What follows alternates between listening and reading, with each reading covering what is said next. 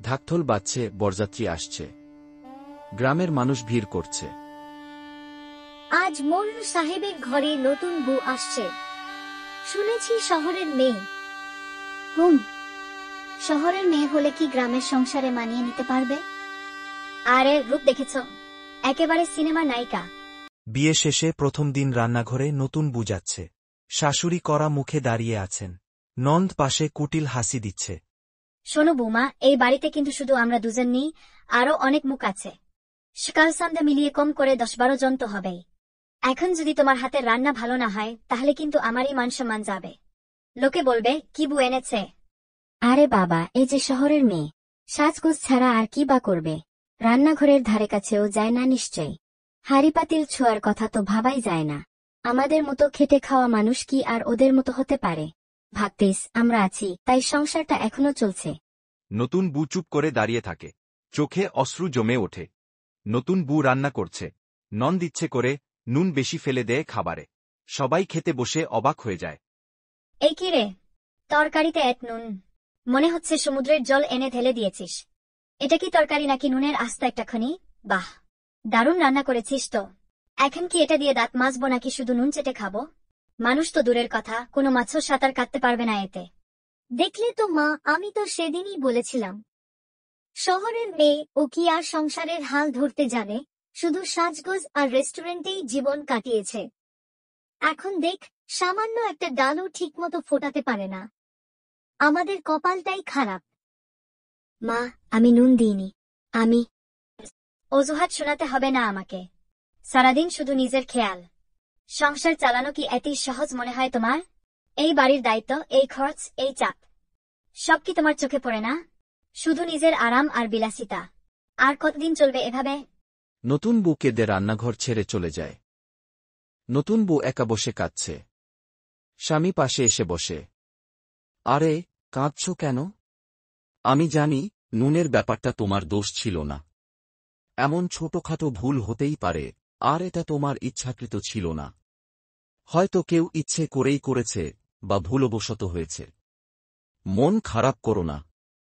তুমি তো সবসময় সেরাটা দেওয়ার চেষ্টা করো। এই সামান্য বিষয় নিয়ে নিজেকে কষ্ট দিও না। চলো আমরা একসাথে এর সমাধান করি।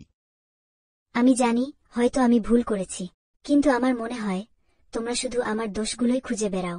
আমি তো সত্যিই চেষ্টা করছি সব ঠিক করার। আমারও কষ্ট হয় যখন দেখি কেউ আমার চেষ্টাটা বোঝে না। একটু সহানুভূতি পেলে হয়তো আরো ভালো করতে পারতাম। বউ, জীবনের পথে অনেক বাধা আসবে। হয়তো তোমার পরিশ্রমের মূল্য আজ কেউ বুঝছে না, কিন্তু ধৈর্য হারাবে না। মনে রাখবে, প্রতিটি বীজ সঠিক সময়েই ফল দেয়। তোমার নিষ্ঠা আর আত্মত্যাগ বৃথা যাবে না।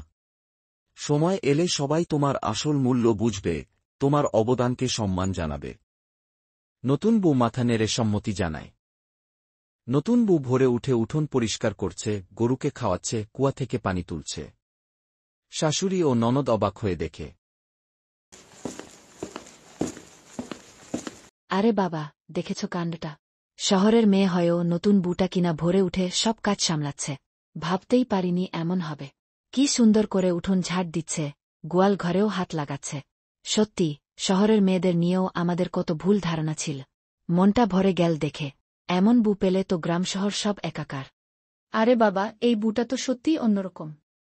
ওর কাজ দেখলে অবাক হতে হয়। এতটা মন দিয়ে কাজ করা, সে তো আর মুখের কথা নয়। আসলে মন না থাকলে কি আর এত পরিশ্রম করা যায়? ওর নিষ্ঠাটাই আসল অনুপ্রেরণা। আমাদের সবারই ওর থেকে শেখার আছে, তাই না? ননদ আবার ইচ্ছে করে নতুন বউয়ের কাজে বাধা দেয়। হাঁড়ি ফেলে দিয়ে দোষ চাপায় বউয়ের ওপর। মা, দেখেছ কানটা? তোমার আদরের বৌমা কি করেছে? এতগুলো চাল নষ্ট করল। এ কি রান্নার নাম করে অপচয় নাকি? আমাদের বাড়িতে এমন অপচয় আগে কখনো দেখিনি। সব ওর দোষ। এখন কে খাবে এসব? মা, তুমি কিছু বলো না কেন? তুই কেন এমন করলি বউ? তোর কি একটু বুদ্ধি নেই?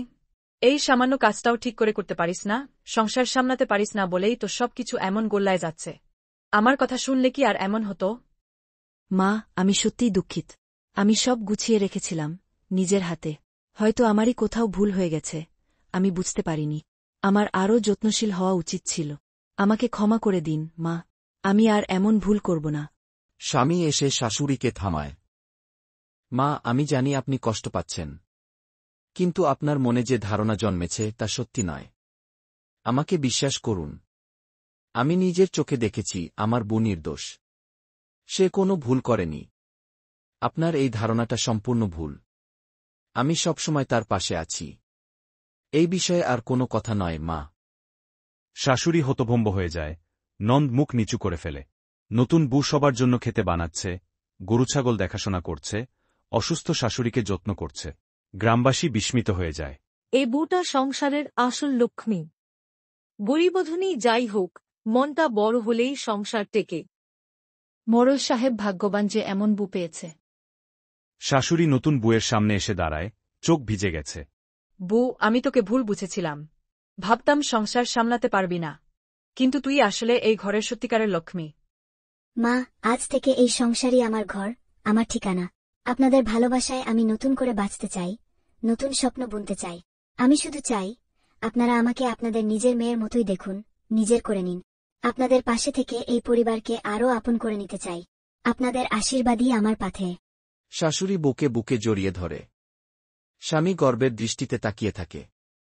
ননদ লজ্জায় মাথা নিচু করে। আজ একটা গভীর সত্য উপলব্ধি করলাম। সংসার শুধু রূপ বা বাহ্যিক চাকচিক্যে টেকে না। এর আসল ভিত্তি হল ভালোবাসা, ধৈর্য আর নিরলস পরিশ্রম। এই তিনটি গুণই একটি পরিবারকে মজবুত করে তোলে, তাকে দীর্ঘস্থায়ী করে। মনে রেখো, সত্যিকারের সুখ আর শান্তি এগুলোর মধ্যেই নিহিত।